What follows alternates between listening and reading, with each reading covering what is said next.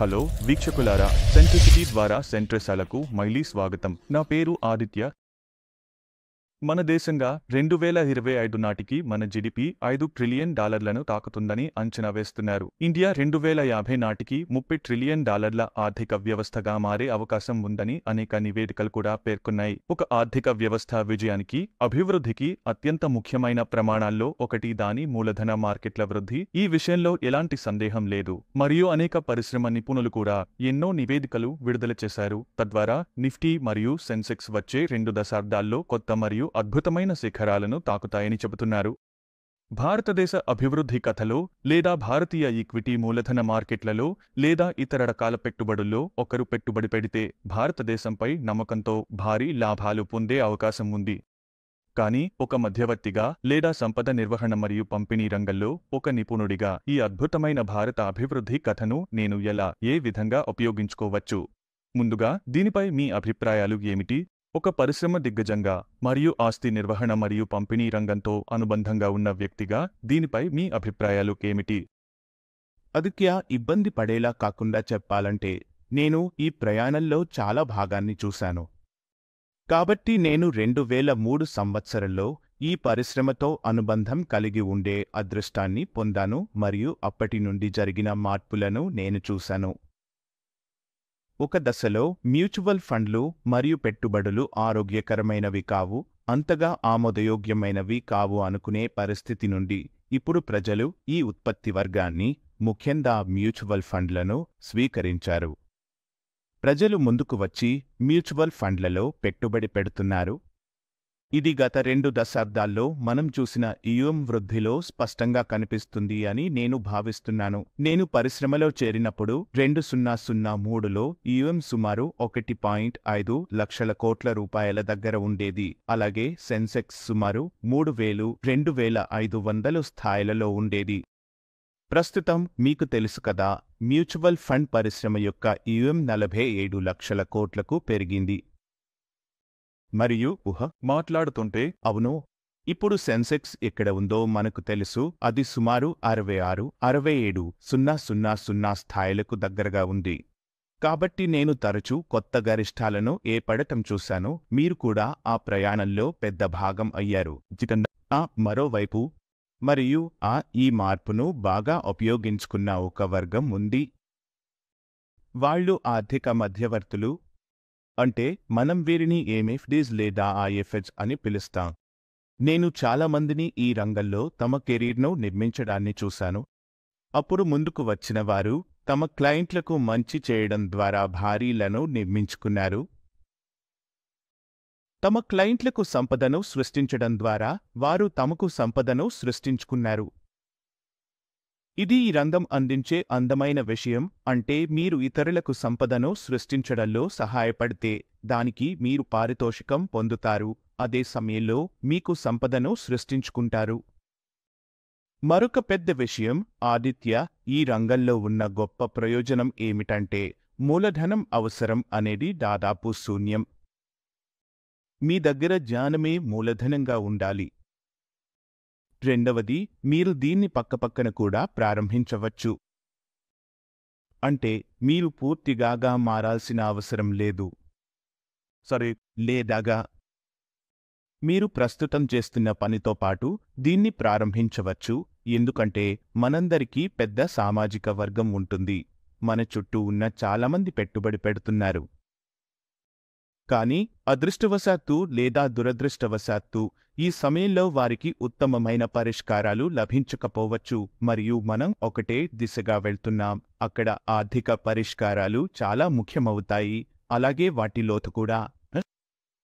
అయితే అనిరుద్, నువ్వు కూడా సంపద నిర్వహణ రంగంలో విస్తృతమైన ప్రయాణాన్ని అనుభవించావు. నాకు తెలుసు, నువ్వు ప్రముఖ సంస్థలతో అనుబంధం కలిగి ఉన్నావు. ఉదాహరణకు సిటీ బ్యాంక్ నుండి ఏఫెల్ వెల్త్ వరకు. ఆ తర్వాత జూలియస్ బేర్లో పనిచేశావు. సెంట్రిసిటీలో చేరే ముందు నీ ప్రయాణం ఎలా సాగింది? గత 20 సంవత్సరాల్లో భారతీయ మూలధన మార్కెట్లు లేదా సంపద నిర్వహణ రంగాల్లో నువ్వు ఈ రంగాన్ని ఎలా మారుతూ చూశావు?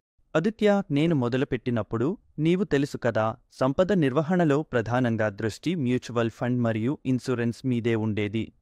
మరియు ఫరాజ్ కూడా చెప్పినట్లుగా ఒకప్పుడు మ్యూచువల్ ఫండ్నే స్వీకరించడంలో అంతగా ఆసక్తి ఉండేది కాదు. మ్యూచువల్ ఫండ్ డిస్ట్రిబ్యూటర్లు నిజంగా బయటకు వెళ్లి మ్యూచువల్ ఫండ్ ఎందుకు మంచిదో, దీర్ఘకాలిక వృద్ధికి వారు ఎందుకు పెట్టుబడి పెట్టాలో తమ పెట్టుబడిదారులకు వివరించాల్సి వచ్చేది. ఆ రోజుల్లో నుంచి, అంటే నేను 2005 నుంచి ఇప్పటివరకు మాట్లాడుతున్నాను, గత దశాబ్దంలో మేము చూసింది కేవలం మ్యూచువల్ ఫండ్ మాత్రమే కాదు. అది దాదాపు 47 లక్షల కోట్ల వరకు పెరిగింది మనం మాట్లాడుతున్నప్పుడు. ఇతర ఉత్పత్తి వర్గాలు లేదా పెట్టుబడి అవకాశాలు కూడా వాటితో పాటు పెరిగాయి. ఉదాహరణకు పిఎంఎస్ పోర్ట్ఫోలియో మేనేజ్మెంట్ సర్వీసెస్ సంవత్సరానికి దాదాపు 25%తో పెరుగుతోంది. కాబట్టి గత 10 సంవత్సరాల్లో దాదాపు రెట్టింపు అయ్యాయి. ఎఫ్ కూడా మీరు తెలుసు అద్భుతమైన వేగంతో పెరుగుతోంది. మ్యూచువల్ ఫండ్ 2005 నుండి 2010 కాలంలో ఉన్న స్థాయిలో ఇప్పుడు మేము ఇతర ఉత్పత్తులైన పిఎంఎస్, ఎఎఫ్, పి2పి, బాండ్స్ మార్కెట్ వంటి వాటిలో ఉన్నా. ఇవి కూడా నిజంగా మంచి వేగంతో దాదాపు 25% నుండి 30%తో అభివృద్ధి చెందుతున్నాయి. ఇప్పుడు దీన్ని ఒక వెల్త్ మేనేజర్ ప్రయాణానికి అనువదిస్తే, నేను కేవలం మ్యూచువల్ ఫండ్ డిస్ట్రిబ్యూటర్గా ఉండకుండా నన్ను వెల్త్ మేనేజర్గా మార్చుకుని క్లయింట్ యొక్క సమగ్ర పోర్ట్ఫోలియోను పరిశీలిస్తూ మొత్తం ఆర్థిక ఉత్పత్తులను చూడగలిగితే, నేను మ్యూచువల్ ఫండ్స్, ఇన్సూరెన్స్ కంటే చాలా ముందుకు వెళ్ళగలను. నా ఆదాయాన్ని పెంచుకోగలను, క్లయింట్ పోర్ట్ఫోలియోను మరింత సమగ్రంగా చూసుకోగలను. అంటే మీరు చెప్పేది ఏమిటంటే, ఇప్పుడు అనేక ఆస్తి తరగతులు మాత్రమే కాకుండా వేర్వేరు ఉత్పత్తి తరగతులు కూడా వచ్చాయి కదా? చిటన్ అంటే అదే ఆస్తి తరగతిలో ఉదాహరణకు ఈక్విటీ లేదా డెక్లో ముందు కేవలం మ్యూచువల్ ఫండ్స్ ఉండేవి. ఇప్పుడు ఏఎస్, సాదా బాండ్లు, వివిధ రకాల బాండ్లు, ఇంకా పి2పి రంగంలోకి వచ్చాయి. అవును, ఆ రంగంలోకి వచ్చాయి. అంటే నేను ఒక విషయం తెలుసుకోవాలని అనుకుంటున్నాను. నేను తరచుగా 2 పదాలు విన్నాను, కానీ వీటిద్దరి మధ్య తేడా ఏమిటో నాకు స్పష్టంగా తెలియలేదు. ఒకటి మ్యూచువల్ ఫండ్ డిస్ట్రిబ్యూటర్ లేదా ఎఫ్డి అని పిలవబడే వ్యక్తి, మరొకటి ఫైనాన్షియల్ ప్రొడక్ట్ డిస్ట్రిబ్యూటర్ అని పిలవబడే వ్యక్తి. అయితే వీరిద్దరూ ఒకటేనా? వీటిని ఒకే సందర్భంలో ఉపయోగిస్తారా, లేదా వీటిద్దరి మధ్య స్పష్టమైన తేడాలు ఉన్నాయా? అది ఒక అభివృద్ధి ప్రక్రియ. సరే, అది అభివృద్ధి ప్రక్రియ. ప్రతి పరిశ్రమలో అభివృద్ధి జరుగుతుంది. కాబట్టి ఎంఎఫ్డి అనేది కేవలం మ్యూచువల్ ఫండ్ ఉత్పత్తులతో మాత్రమే వ్యవహరించే వ్యక్తి, అంటే మ్యూచువల్ ఫండ్ డిస్ట్రిబ్యూటర్. కానీ చూడండి, నేను ఇప్పుడు కొన్ని విషయాలు సూచించాలనుకుంటున్నాను. ఒకటి, ప్రజల అవసరాలు మరియు ఆ అవసరాలకు అందుబాటులో ఉన్న పరిష్కారాలు. ఇవన్నీ మనం ఇప్పుడే చర్చించినట్లుగా అభివృద్ధి చెందుతున్నాయి. అవును. కాబట్టి కొత్త ఉత్పత్తులు, కొత్త ఉత్పత్తి వర్గాలు మార్కెట్లోకి వస్తున్నాయి. ఒక వ్యక్తి ఒకే ఉత్పత్తి బాస్కెట్కే పరిమితమైతే అతని అభివృద్ధి పరిమితమవుతుంది. అంటే అతను ఒక చెట్టుకు కట్టేసినట్లే. కాబట్టి అతనికి ఒక నిర్దిష్టమైన మేత ప్రాంతం మాత్రమే ఉంటుంది. రెండవది, ప్రస్తుత కాలంలో మీరు అనేక డిఐవై ప్లాట్ఫారంలు బాగా పెరుగుతున్నాయని చూస్తున్నారు. ఇవి వాస్తవానికి అన్ని ఉత్పత్తులను కస్టమర్లకు అందిస్తున్నాయి. చూడండి, టెక్నాలజీ స్వీకరణకు కోవిడ్ ఒక రకంగా వేగం తీసుకొచ్చింది. అవును, అది తెలుసు. అంటే ఇంతకు ముందు ఆన్లైన్ ప్లాట్ఫారంలను ఉపయోగించడంలో చాలామంది సందేహంగా ఉన్నారు. ఇప్పుడు వాళ్ళు వాటికి పూర్తిగా అలవాటు పడిపోయారు. ఇప్పుడు ప్రతి ఉత్పత్తి వర్గం లేదా పరిశ్రమ నుండి ఆన్లైన్ సేవలను ప్రజలు డిమాండ్ చేస్తున్నారు కూడా. కాబట్టి నేను చెప్పినట్లుగా ఇది ఒక పరిణామం. అలాగే ప్రజల అవసరాలు కూడా ఒక రకంగా మారిపోయాయి. అందువల్ల ఆర్థిక ఉత్పత్తుల పంపిణీదారు అనేవాడు కేవలం మ్యూచువల్ ఫండ్ను మాత్రమే కస్టమర్ యొక్క ఆస్తి కేటాయింపు మరియు లక్ష్య ప్రణాళిక అవసరాలకు పరిష్కారంగా సూచించడమే కాకుండా, కస్టమర్ వద్ద ఉన్న డబ్బులో ఎక్కువ భాగాన్ని నిర్వహణ కోసం ఆకర్షించగలిగే వ్యక్తి. మరియు ఇంకో చూడండి, మరో సానుకూల విషయం ఏమిటంటే, మనం ఎప్పుడు చెబుతాం డైవర్సిఫికేషన్ మంచిదని. మ్యూచువల్ ఫండ్ డిస్ట్రిబ్యూటర్లు కూడా తమ కస్టమర్లకు దయచేసి డైవర్సిఫై చేయండి, అప్పుడు రిస్క్ పంచబడుతుంది అని చెబుతారు. నౌమ అదే విషయం మ్యూచువల్ ఫండ్ డిస్ట్రిబ్యూటర్లకు కూడా వర్తిస్తుంది. చూడండి, ఎందుకంటే మళ్ళీ మ్యూచువల్ ఫండ్ పరిశ్రమ అభివృద్ధి ప్రక్రియలో నేను భాగస్వామిగా ఉన్నాను. కాబట్టి రిమ్యూనరేషన్ మొదట్లో బాగానే ఉండేవి, కానీ కాలక్రమేణా ఈ రిమ్యూనరేషన్ తగ్గిపోయింది. దీనికి వివిధ కారణాలు ఉన్నాయి. కొన్ని కారణాలు నియంత్రణ సంబంధితవే, కొన్ని ఇతర కారణాల వల్ల. ఇండస్ట్రీ పెరిగింది కాబట్టి అది అర్థవంతం. అంతేకాకుండా రెండవది టీఆర్ అని పిలవబడే ఒక విషయం ఉంది. అంటే టోటల్ ఎక్స్పెన్స్ రేషియో. ఒక ఫండ్ ఎంత పెద్దదైతే ఆ ఫండ్కు సంబంధించిన టీఆర్ కూడా అంతకంతకు తగ్గిపోతుంది. సరే, అందువల్ల ఈఎన్సీ ఆదాయం కూడా తగ్గిపోతుంది. అలాగే డిస్ట్రిబ్యూషన్ ఫీజులు కూడా కాలక్రమేణా గణనీయంగా తగ్గిపోయాయి. అలాగే రెగ్యులేటర్ కూడా ఖర్చులను నియంత్రించేందుకు, చివరికి క్లయింట్ లేదా ఇన్వెస్టర్ సంక్షేమాన్ని కాపాడేందుకు చాలా గంభీరంగా ప్రయత్నాలు చేశాడు. అందువల్ల ఆ దృష్టికోణంలో చూస్తే మనం కూడా అలాగేలు కూడా తమ ఆదాయ వనరులను విభిన్నంగా చేసుకోవాల్సిన అవసరం ఉంది. ఇది ఒక విషయం. మరియు స్పష్టంగా చెప్పాలంటే మరొక పెద్ద కారణం ఏమిటంటే క్లయింట్ల అవసరాలు కూడా మారిపోతున్నాయి. ఇప్పుడు మెరుగైన పరిష్కారాలు ఉన్నాయి, వాటిని మనం సూచించాల్సిన అవసరం ఉంది. అలాగే ప్రజలు కూడా చాలా ఆశావహంగా మారిపోతున్నారు. అవును. అందువల్ల మీరు ఒక సీనియర్ క్లయింట్కు ఒక అద్భుతమైనను సూచిస్తే అది కొంచెం ప్రత్యేకమైన ఉత్పత్తిగా ఉంటుంది. కాబట్టి పెట్టుబడి అనేది పూర్తిగా మానసికతపై ఆధారపడి ఉంటుంది. మ్యూచువల్ ఫండ్ డిస్ట్రిబ్యూటర్కు రెండు ప్రధాన పనులు ఉంటాయి. ఒకటి పెట్టుబడిదారుడి మానసిక స్థితిని చూసుకోవడం, అంటే అతని లోభం మరియు భయాన్ని నియంత్రించడం. అవును. మరొకటి సాధ్యమైన ఉత్తమ పరిష్కారాలను అందించడం. కరెక్ట్. అంటే మీరు చెప్పింది ఏమిటంటే ఇది డిస్ట్రిబ్యూటర్కు కూడా అర్థవంతంగా ఉంటుంది, ఎందుకంటే అతను తన ఆదాయ వనరులను విభిన్నీకరిస్తున్నాడు.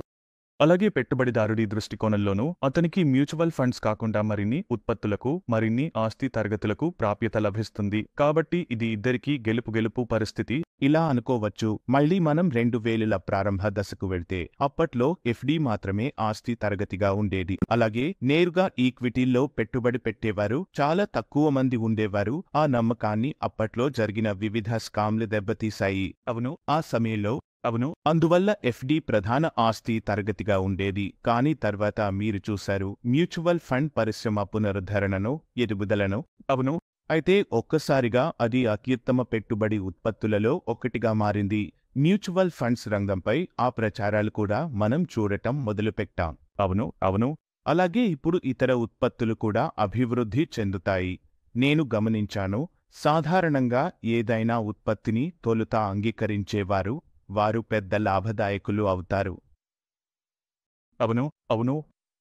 అందులోనూ నిజంగా నేను అనుభవించిన విషయం ఏమిటంటే కోవిడ్ సమయంలో చాలామంది మొదటిసారి పెట్టుబడిదారులు ఒక దశను దాటేసి మొదటి దశను వదిలేసి నేరుగా స్టాక్ ఇన్వెస్టర్లుగా మారిపోయారు. చాలా సులభమైన మరియు మీరు తెలుసు చాలా సులభంగా ఉపయోగించదగిన ప్లాట్ఫారంలు అయిన జిరోధా లేదా అప్స్టోక్ వంటి వాటిలో నేను ఇప్పటికే ఆ పేర్లను ఉపయోగించాను, కానీ అవి మెరుగైనవి. మీరు తెలుసు చాలా ప్రజాదరణ పొందిన ప్లాట్ఫారంలు. ఇది అంతా పూర్తిగా డిజిటల్ ఇంటర్ఫేస్ వల్లే, మానవ జోక్యం లేకుండా. ప్రాసెస్ కూడా చాలా సింపుల్గా ఉండేది. కరెక్ట్.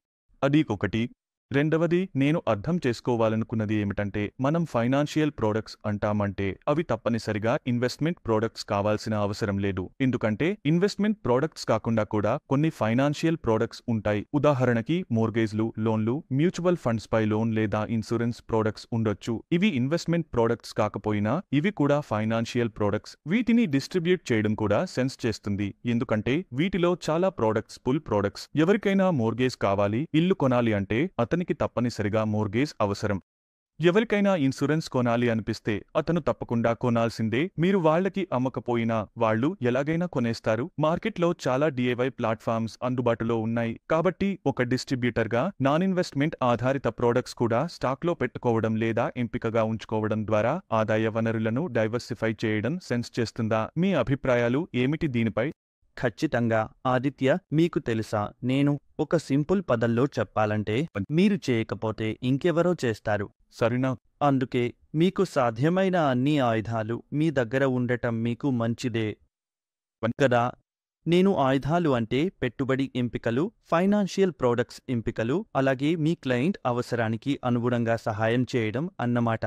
అంతా తిరిగి వస్తుంది. మీరు మీ క్లయింట్ను, వారి అవసరాలను ఎంత బాగా అర్థం చేసుకుంటారు, అలాగే ఆ అవసరాలను వారికి ఎలా అందించగలుగుతారు అన్నదానికే. మీరు వారి అవసరాలను సరిపోల్చడానికి ప్రయత్నించిన వెంటనే అమ్మకాలు మరియు పారితోషికం ఆటోమేటిక్గా వస్తాయి. అవును కదా?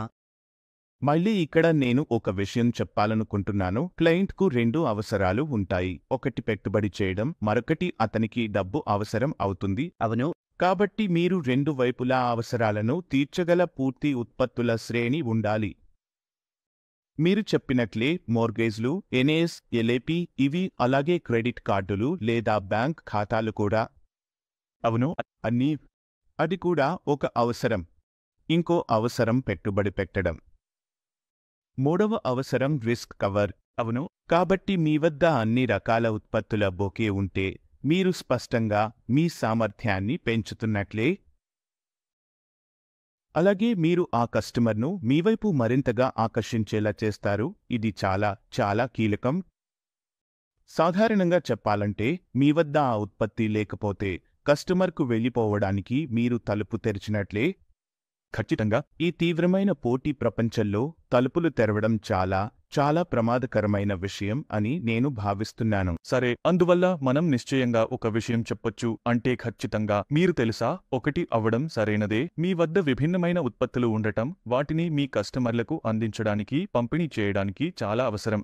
వాటిలో చాలా ఉత్పత్తులు డిమాండ్తో వచ్చే ఉత్పత్తులు, మరికొన్ని ఉత్పత్తులు మాత్రం కస్టమర్కి అవసరం సృష్టించాల్సినవి. ఆ ఉత్పత్తులను కొనుగోలు చేయడానికి కస్టమర్కు సరైన అవగాహన కలిగించాల్సి ఉంటుంది తదితరాలు. కానీ నియంత్రణ పరంగా చూస్తే అతి సులభమైన ఉత్పత్తి అంటే మ్యూచువల్ ఫండ్. అందులో నేను సరిగ్గా అర్థం చేసుకుంటే నిజం సిరీస్ 5 ఆ పరీక్షను ఉత్తీర్ణత సాధించాలి. ఆ తర్వాత యారెన్ లైసెన్స్ పొందాలి. అప్పుడు మాత్రమే ఈ ఉత్పత్తులను పంపిణీ చేయడానికి అర్హత ఉంటుంది. ఎంఎఫ్డి అవ్వడానికి ఇంకైనా నియంత్రణ సంబంధిత అవసరాలు ఉన్నాయా?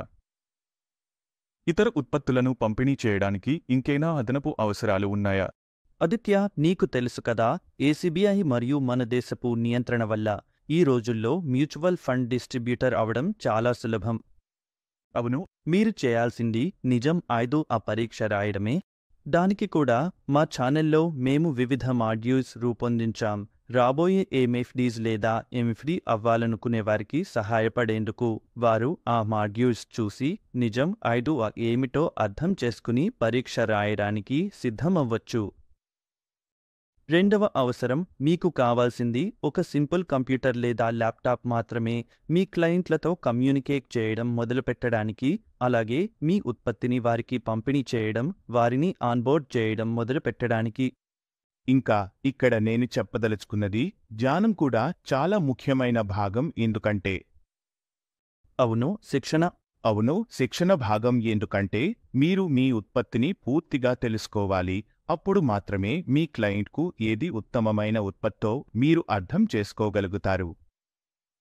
ఎందుకంటే సాధారణంగా ఆర్థిక రంగంలో తప్పుదారి చూపే అమ్మకాలు, బ్రోకరేజ్ కోసం పరుగెత్తేవారు ఎక్కువగా ఉంటారు. కాబట్టి మొదటి విషయం లేదా మొదటి సూచన, మీరు దేనిగా భావించినా బ్రోకరేజ్ కోసం పరుగెత్తకండి.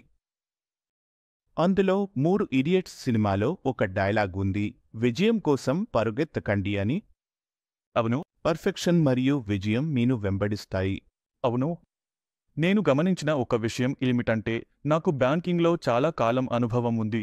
అది ఏమిటంటే, సంస్థల విషయంలో పెట్టుబడిదారుడు లేదా సంపద నిర్వహణ సేవలను వినియోగించే వినియోగదారుడితో ఆటోమేటిక్గా ఒక నమ్మకం ఏర్పడుతుంది. కానీ వ్యక్తిగతంగా చూస్తే సాధారణంగా నమ్మకలోపం ఉంటుంది. అవును నాకు ఒక వ్యక్తిగత ఫైనాన్షియల్ డిస్ట్రిబ్యూటర్ లేదా మ్యూచువల్ ఫండ్ డిస్ట్రిబ్యూటర్ను నమ్మడం కంటే బ్యాంకును నమ్మడం సులభంగా ఉంటుంది. అయితే మ్యూచువల్ ఫండ్ డిస్ట్రిబ్యూటర్లు తమ ఉత్పత్తుల గురించి అద్భుతమైన జ్ఞానం కలిగి ఉంటారని నాకు నమ్మకం ఉంది. వారు నన్ను బాగా అవగాహన కలిగించగలరు కూడా. కానీ మొత్తంగా డిస్ట్రిబ్యూటర్పై ఒక ప్రతికూలమైన అభిప్రాయం ఉంది. దాన్ని నేను సాధారణంగా నివారించడానికి ప్రయత్నిస్తాను. అయితే మరి ఏమిటంటే, మీకు తెలుసా, సరిపడిన శిక్షణ మరియు ఉత్పత్తులపై సరైన అవగాహన ఉండటం ఆ ప్రతికూల అభిప్రాయానికి ఒక రకమైన రక్షణగా మారగలదా? ఖచ్చితంగా. మీకు తెలుసా, ఒక డిస్ట్రిబ్యూటర్ క్లయింట్ వైపు ఉన్నప్పుడు వారి అవసరాలను అర్థం చేసుకోవడం, అంతకంటే ముందు ఉత్పత్తులను అర్థం చేసుకోవడం, ఆ ఉత్పత్తులకు సంబంధించిన ప్రమాదాలు ఏమిటో తెలుసుకోవడం, కేవలం ఎక్కువ కమిషన్ వస్తుందని ఏదైనా ఉత్పత్తిని తప్పుగా అమ్మే ప్రయత్నం చేయకుండా ఉండడం చాలా ముఖ్యం. ఈ దశలను మీరు పాటిస్తే మీరు ఇప్పటికే క్లయింట్ నమ్మకాన్ని గెలుచుకుంటున్నారు. ఈ వ్యాపారం లేదా ఈ రంగం మొత్తం నమ్మకంపైనే ఆధారపడి ఉంటుంది. ఎందుకంటే ఇది మీ పెట్టుబడిదారుల కష్టార్జిత డబ్బు. మీరు చాలా జాగ్రత్తగా, అప్రమత్తంగా మీ క్లయింట్ యొక్క రిస్క్ ప్రొఫైల్, అతని అవసరాలకు అనుగుణంగా పెట్టుబడి పెట్టాలి.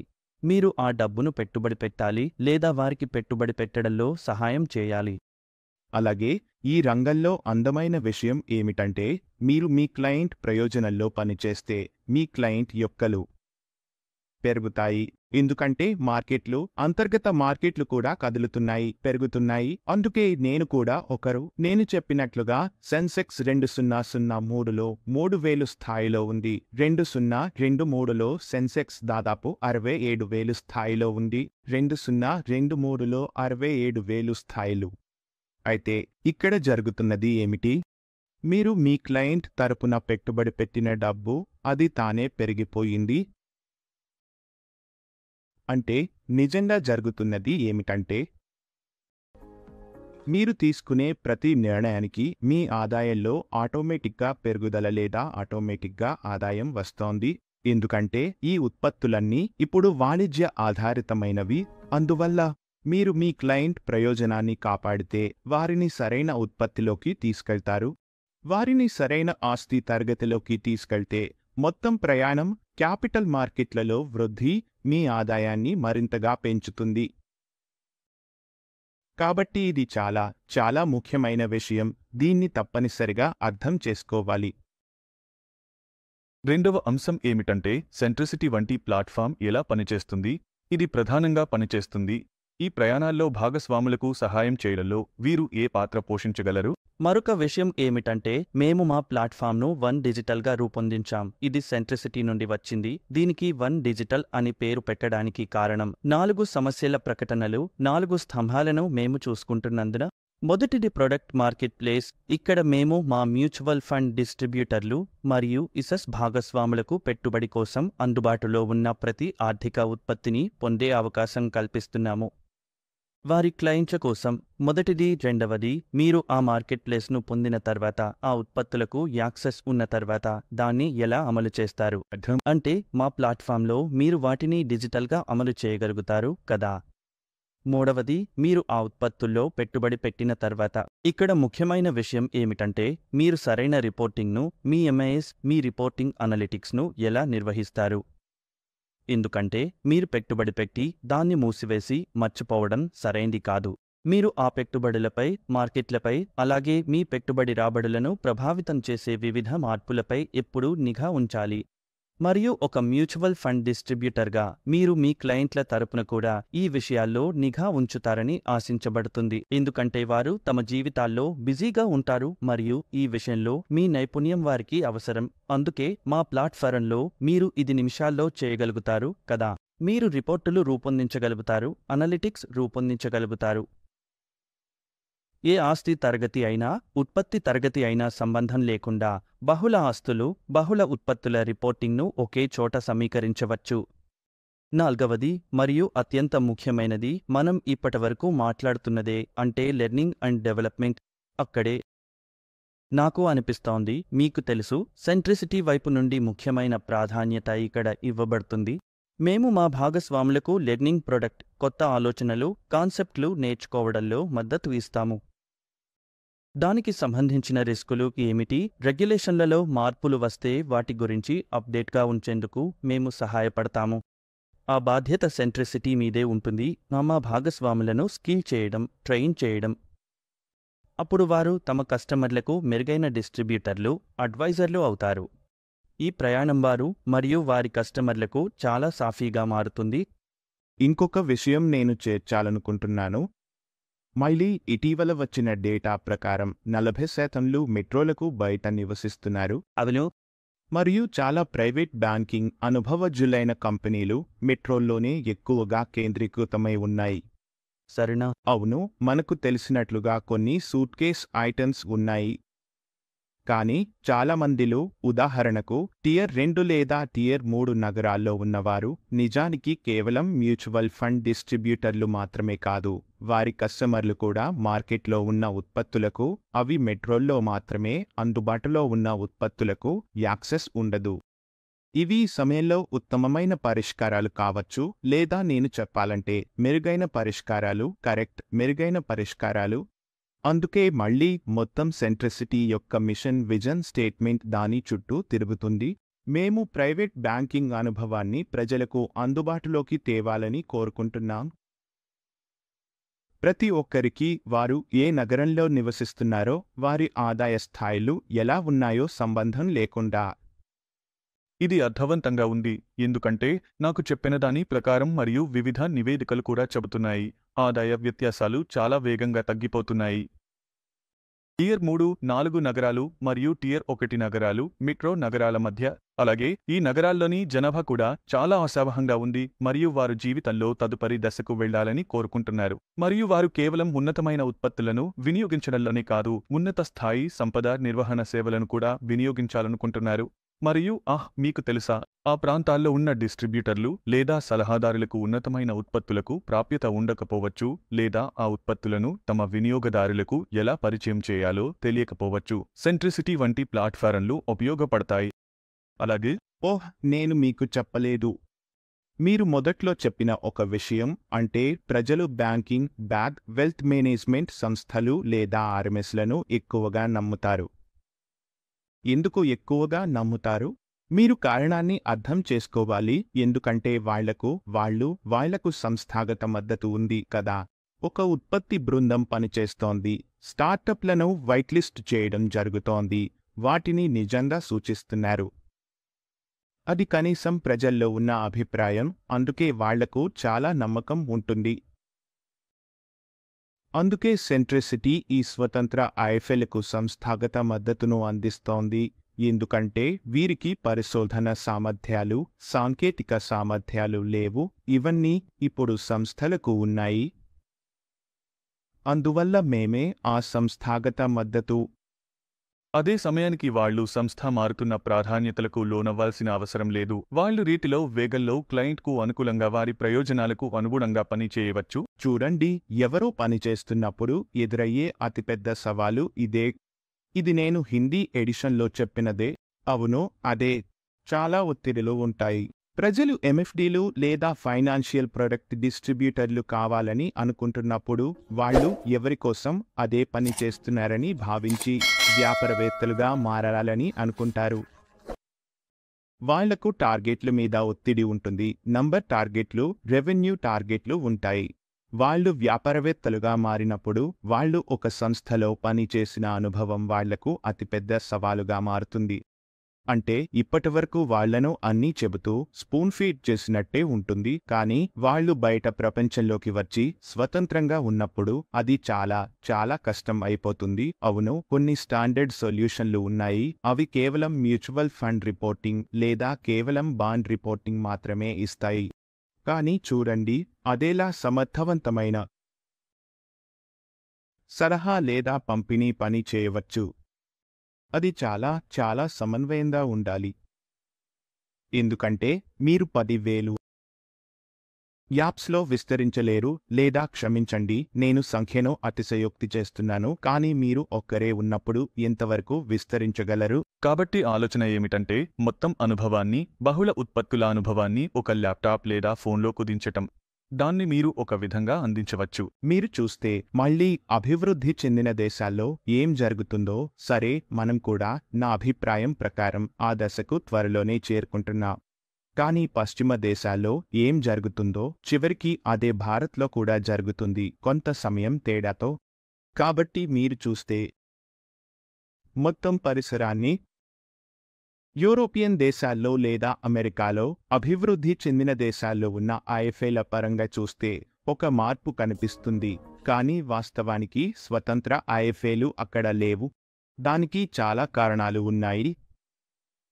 ఒకటి, అక్కడ జరుగుతున్న నియంత్రణ మార్పులు.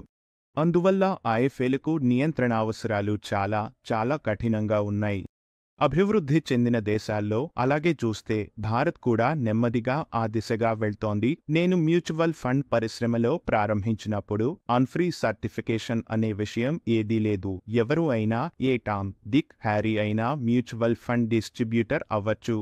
అలాంటి విషయం ఏదీ లేదు. అయితే ఇప్పుడు తర్వాత సెబీ ద్వారా ఒక నిబంధన వచ్చింది. మీ వద్ద ఒక 100 కోట్ల కంటే ఎక్కువ యూఎం ఉంటే మీరు ఆడిట్లకు లోబడి ఉండాలి. అందువల్ల మళ్లీ ఈ నియంత్రణ అవసరాలు మరింత పెరుగుతూనే ఉంటాయి. నా అభిప్రాయం కూడా అదే. ఏ పరిశ్రమ అయినా అభివృద్ధి చెందే మార్గం ఇదే. కాబట్టి విషయాలు చాలా చాలా కఠినంగా మారబోతున్నాయి. రెండవ విషయం, మీరు ఒక ప్లాట్ఫారంలో చేరినప్పుడు మీరు స్కేల్ ఆఫ్ ఎకానమీని పొందుతారు. మూడవ విషయం, సాంకేతికత చౌకగా ఉండదు. అవును, మరియు వ్యక్తిగతంగా ముందుకు వెళ్లడం చాలా కష్టం.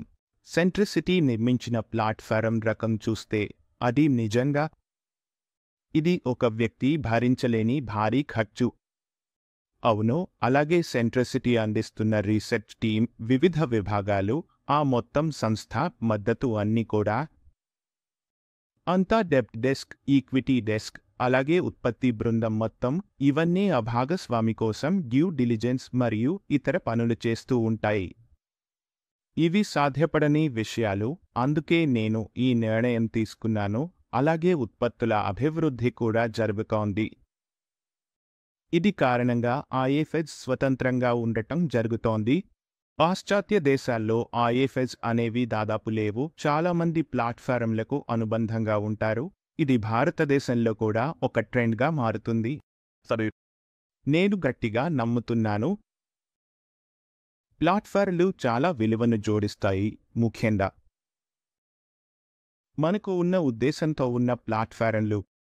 అవును, ఉత్పత్తులు, ఆస్తులు. అవును, నిజానికి మీరు తెలుసా ట్రెండ్ ఏమిటంటే టియర్ 3, 4 నగరాల్లో ఉన్న చాలా ఇసాస్ లేదా పెద్ద నగరాల్లో ఉన్న స్వతంత్ర ఇసాస్ కూడా వారు హెచ్ఎన్ఏ అనేది అల్ట్రా, హెచ్ఎన్ఏ అనేది పెద్ద లావాదేవీ.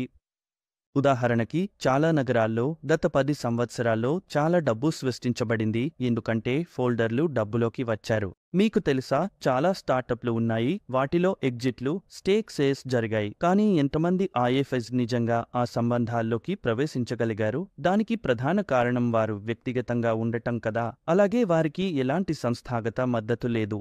వారికి తమ ఉత్పత్తి లేదా ప్లాట్ఫారం మద్దతు కూడా లేదు. దాన్ని తీసుకుని వెళ్ళి తమ లేదా కొత్త తెలియని క్లయింట్లు మరియు అల్ట్రాలు. అందుకే ఆక్సెంచర్గా మన మిషన్ ఏమిటంటే ప్రతికి ఆ మద్దతుతో శక్తినిచ్చేలా చేయాలనుకుంటున్నాం. అలా వారు దేశంలోని ప్రతి చెన్నై అల్ట్రాని కలుసుకుని వారిని తమ క్లయింట్లుగా మార్చుకోగలుగుతారు. కాబట్టి ఉత్పత్తులకు మించి చాలా సేవలు కూడా ఉన్నాయి. ఇవి అన్నీ మా ప్లాట్ఫారంలో అందుబాటులో ఉన్నాయి. బాగా ప్లాన్ చేసుకోవడం చాలా సులభమైన విషయం. ప్రజలు well planning, estate planning, NRS investments ప్రాముఖ్యతను అర్థం చేసుకున్న తర్వాత ఇవి అవసరమయ్యాయి.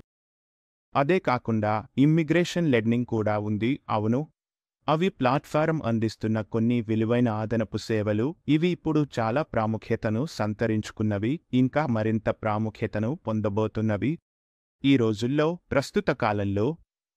అందుకే ఈ పెద్ద పెద్ద ప్లాట్ఫారంలు అన్నీ ఇవి ఆ విలువను అందించే ప్రతిపాదనను ఇస్తాయి. నేను మీకు చాలా ప్రత్యేకమైన దాన్ని ఇస్తున్నాను, కేవలం మ్యూచువల్ ఫండ్స్ మాత్రమే కాదు. అందుకే మీరు చాలామంది ప్రజలు గతంలో ఉన్న ఎంఎఫ్డీస్ నుండి సంస్థాగతంగా మద్దతు ఉన్నవారికి మారుతున్నారని చూస్తున్నారు. ప్రజలు అవును, కాబట్టి వారు ఇతర సంపద నిర్వహణ వ్యక్తుల కోసం కొనుగోలు చేయవచ్చు. అందుకే ఇది మొత్తం మార్పు జరుగుతోంది. ఇక్కడే సెంట్రిసిటీ పాత్రలోకి వస్తుంది. అయితే నేను కొంతమంది ఈ విషయాన్ని సారాంశంగా చెప్పాలనుకుంటున్నాను. ఒక విషయం మాత్రం ఖచ్చితంగా ఉంది. మనం చర్చించినట్లుగా భారతదేశం ఆ దిశగా వెళ్తోంది. అక్కడ క్యాపిటల్ మార్కెట్లు భారతదేశ అభివృద్ధి కథలో పెద్ద లాభదారులుగా మారబోతున్నాయి. మన దేశం 20-30 ట్రిలియన్ డాలర్ల ఆర్థిక వ్యవస్థగా మారితే దానికి అనుగుణంగా బలమైన equity capital market, debt capital market మరియు ఆర్థిక ఉత్పత్తుల పంపిణీకి విస్తృత అవకాశాలు ఉంటాయి. వీటి కోసం డిమాండ్ గణనీయంగా పెరుగుతుంది. కాబట్టి ఈ ఉత్పత్తుల కోసం డిమాండ్ గణనీయంగా పెరిగితే వాటి పంపిణీకి కూడా విస్తృత అవకాశాలు ఉంటాయి. అందువల్ల నేను ఒక కెరీర్ నిర్మించాలనుకుంటే, నేను ఆర్థిక ఉత్పత్తుల సొంత డిస్ట్రిబ్యూటర్గా మారాలనుకుంటే స్పష్టంగా చాలా పెద్ద అవకాశం ఉంది. రెండవది ఏమిటంటే, ఈ ప్రయాణంలో నాకు సహాయపడే ఒక ప్లాట్ఫారంతో అనుసంధానంగా ఉండటం, అలాగే ఒక సంస్థాగత ఆధారాన్ని కల్పించడం, మరియు నేను అమ్మాల్సిన ఉత్పత్తుల్లో నాకు సహాయపడటం, ఆ ఉత్పత్తులను అమ్మడానికి శిక్షణలో సహాయపడటం, మరియు మీరు తెలుసు, లావాదేవీల కోసం బలమైన టెక్నాలజీ ప్లాట్ఫారం. ఈ ఉత్పత్తులను నా క్లయింట్కు నివేదించాలంటే మనం బలమైన బహుళ ఆస్తి, బహుళోత్పత్తి ప్లాట్ఫారంతో అనుసంధానంగా ఉండాలి. నాలుగవది, మనం మన ప్లాట్ఫారం గురించి మాట్లాడుకోవాలి. అది సెంట్రిసిటీ. దాని గురించి నేను ముందుగా చెబుతాను. అది డిజిటల్ కదా? అవును. మా మోడల్ డిజిటల్. అది కేవలం డిజిటల్ మాత్రమే కాదు, ఎందుకంటే చివరికి మనం భారత్. అవును. మేము గమనించిన విషయం ఏమిటంటే ఇది సాధారణ అనుభవం కూడా. మనమంతా భారతీయులుగా ఇది కొంచెం విచిత్రంగా ఉంటుంది. సాంప్రదాయంగా మనం టెక్నాలజీని తిరస్కరించేవాళ్లం కదా. అందుకే మనము టెక్నాలజీని ఎన్నో రకాలుగా వాడతాం, కానీ డబ్బు విషయంలో మాత్రం టెక్నాలజీకి దూరంగా ఉండే ప్రయత్నం చేస్తాం కదా. ఎందుకో మనకు అంతగా సౌకర్యంగా అనిపించదు. అందుకే ఎవరో పక్కన కూర్చొని ఒక దిశ చూపిస్తూ కొంత ప్రోత్సాహం ఇవ్వాలి. ఇది మీకు సరైన మంచి ఆర్థిక ఉత్పత్తి. నన్ను నమ్మండి, నాకు కావాల్సిన నైపుణ్యాలు ఉన్నాయి, మీకు సరైనదే నేను చేస్తున్నాను, కాబట్టి మీరు ఇది చేయాలి. ఆ ప్రోత్సాహమే చాలా అవసరం. అదే నన్ను పూర్తిగా స్వయంగా చేసుకునే విధానాల నుంచి వేరుచేస్తుంది. మీరు చేయకపోతే అది డూ ఇట్ యోర్ సెల్ఫ్, స్వయంగా చేసుకునే ప్లాట్ఫారంలా అయిపోతుంది. ప్రత్యేకంగా పెద్ద మొత్తాల డబ్బు పెట్టుబడి పెట్టాల్సినప్పుడు, ఆ మొత్తాలు కొన్ని కోట్ల వరకు వెళ్ళినప్పుడు, అప్పుడు స్పష్టంగా మనం భౌతికంగా మాట్లాడుకోవాల్సిన అవసరం ఉంటుంది. భౌతికంగా ఉండడంలో మరో కోణం కూడా ఉంది. అలాగే నా భాగస్వాములు బ్లాక్ ఫోన్లో చేరితే నేను వారికి పారితోషికం కూడా ఇస్తాను. వాళ్లకు ఆ మట్టపు స్థాయి సహాయం అందకపోతే. ఎందుకంటే మొదట్లో, ముఖ్యంగా ఈ రంగంలో కొత్తగా ప్రారంభిస్తున్న వాళ్లను చిన్నపిల్లలలా చూసుకోవాలి. ఆ తర్వాత నెమ్మదిగా పెంచాలి. చాలా ఎక్కువగా చేతిపట్టి చూపించాల్సిన అవసరం ఉంటుంది. అందుకే ఆ ఫిడ్జెటింగ్ మోడల్ దాన్ని నిర్ధారిస్తుంది. ఎందుకు? రెండవది, సెంట్రిసిటీ మ్యూచువల్ ఫండ్ లేదా మ్యూచువల్ ఫండ్ డిస్ట్రిబ్యూటర్లకు ఆ ప్రయోజనం ఇస్తోంది. మళ్ళీ నేను చెప్పినట్లుగా మేము ఆ సంస్థాగత మద్దతును ఇస్తున్నాం. కాబట్టి కేవలం వారికి నేర్పించడం మాత్రమే కాదు, మొదట్లో వాళ్లతో పాటు నడవడం కూడా ఉంది. అందుకే మేము పోర్ట్ఫోలియో కోచ్ లేదా ఇన్వెస్ట్మెంట్ కౌన్సిలర్ అనే కాన్సెప్ట్ను తీసుకొచ్చాం. మీరు పూర్తిగా సౌకర్యంగా ఉండేంతవరకు ఆ ప్రారంభ దశలో మేము మీతో ఉంటాం. ఈ రంగంలో చాలా అనుభవం ఉన్న ఎవరో ఒకరు మీతో పాటు వచ్చి మీకు ఆ నమ్మకాన్ని, ఆ ముందడుగు వేయడానికి ప్రోత్సాహాన్ని ఇస్తారు. అసలు విషయానికి వస్తే, మేము మీ పక్కనే భాగస్వామిగా కూర్చుని మాట్లాడటానికి సిద్ధంగా ఉన్నాం. అవును, నిజంగా మా ఉద్దేశం మీ వ్యాపారాన్ని విస్తరించడమే, అభివృద్ధి చేయడమే, మీరు కలిగి ఉన్న ఆలోచన విధానాన్ని విస్తరించడమే. ఎందుకంటే సాధారణంగా నేను గమనించినది, మిమ్మల్ని పరిమితం చేస్తున్నది మీరు తానే. ఎందుకంటే మనం నేను ఇది చేయలేను లేదా నా వాళ్ళు చేయలేరు అని నమ్మడం మొదలు పెడతాం. వాళ్ళు ఇది చేయలేరు, అందుకే మనమే ఈ అడ్డంకులను సృష్టించుకుంటాం. అప్పుడు మీతో పాటు చాలా నిష్పక్షపాతంగా ఉండే ఎవరో ఒకరు ఉంటారు. వాళ్ళు నిజంగా ఆ పరిధిని విస్తరించడంలో మీకు సహాయపడతారు. కరెక్ట్. మొత్తానికి ఇది చాలా మంచి చర్చ జరిగింది, ఎందుకంటే చాలా మంచి అంశాలు కవర్ అయ్యాయి. ఖచ్చితంగా. ఫైనాన్షియల్ డిస్ట్రిబ్యూషన్ బిజినెస్ అనేక రెట్లు విస్తరించబోతుందనే నమ్మకాన్ని ఇది కలిగిస్తుంది. ఈ పరిశ్రమలో చేరబోయే మధ్యవర్తులు, స్వతంత్ర ఫైనాన్షియల్ డిస్ట్రిబ్యూటర్లు, ఉత్పత్తి డిస్ట్రిబ్యూటర్లు అనేక రెట్లు పెరగబోతున్నారు. మరియు ఆశిస్తున్నాను, ఇందులో సెంట్రిసిటీ పాత్ర కూడా ముఖ్యమైనదిగా ఉంటుంది. క్షమించండి, నాకు మధ్యలో మాట్లాడుతాను. ఏ సమస్య లేదు. అఖిల్, చూడండి, సెంట్రిసిటీకి భాగస్వామిగా చేరడంలో ఒక పెద్ద ప్రయోజనం ఏమిటంటే, మీరు సెంట్రిసిటీలో చేరినప్పుడు ప్రస్తుతం మార్కెట్లో ఉన్న చాలా ప్లాట్ఫారంలు ఒక నిర్దిష్ట ఇన్వెస్టర్ కేటగిరీకే మాత్రమే రూపొందించబడ్డాయి. కానీ సెంట్రిసిటీతో మీరు మీ క్లయింట్ల మొత్తం విస్తృతాన్ని సర్వీస్ చేయగలుగుతారు. అంటే ఎవరో ఒకరు 2,000 రూపాయల సిప్ ప్రారంభించాలనుకుంటే, ఒకవైపు 2 కోట్లను పెట్టుబడి పెట్టాలనుకునే వారికి, మరోవైపు 100 కోట్ల సంపద ఉన్నవారికి వాళ్లకు అంత సంపద ఉంది, వాళ్ళు కేవలం విస్తృతాన్ని కవర్ చేస్తున్న అందుకే ఆ మొత్తం విస్తృతం ఇక్కడ ఉంది. అందుకే మీలాంటివారు, అనిరుద్ లాంటివారు ఈ డిఎన్ఏతో డబ్బును నిర్వహించగలిగేవారు ఉన్నందున అదే ప్లాట్ఫారంలోనే అంతా ఇన్బిల్ట్గా ఉంది. అది ఉపయోగకరంగా ఉంది. ధన్యవాదాలు అనిరుద్. ధన్యవాదాలు అరష్. ఈరోజు మాతో చేరినందుకు ఆశిస్తున్నాను ఇది మా భాగస్వాములు, ఫైనాన్షియల్ ప్రొడక్ట్ డిస్ట్రిబ్యూటర్లకు ఉపయోగపడిందని. లో మాతో చేరిన వీక్షకులకు ధన్యవాదాలు. ధన్యవాదాలు.